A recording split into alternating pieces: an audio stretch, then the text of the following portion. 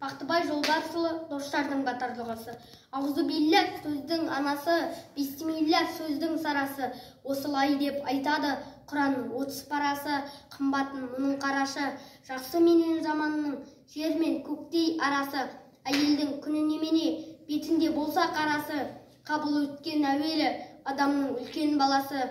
Бірге туған егізін аламын деген таласы. Ағайын араз болады, азғырша шайтан ханасы.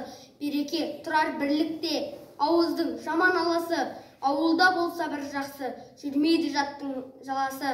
Адуан ердің баласы, жетпеген кімге құлашы. Бес атаға келгенде үзілмей ата мұрасы. Жалайыр асқан ақылбай, мырзадан оян құрдасы. Өлікке сауап болады, достардың батар дұғасы. Інісі Бижан Белқұдаң, адамның қалал жауасы. Сәмбеттің ұлы Беделбай, жоталы еді қайыңның. Баладан байдан айырып, жалғыз отыр үйінде, сорлы болған зайыбың. Жыламай адам тұрама, дүние пенделік. Расулымыз өткен сон, бізді қайтып көнбелік. Көнбес көпір болады, дүниеге сенбелік. Қарасат майдан болғанда, тас тарасын құрады. Жақсы, жаман бай жарлы, азды көпке теңгеріп.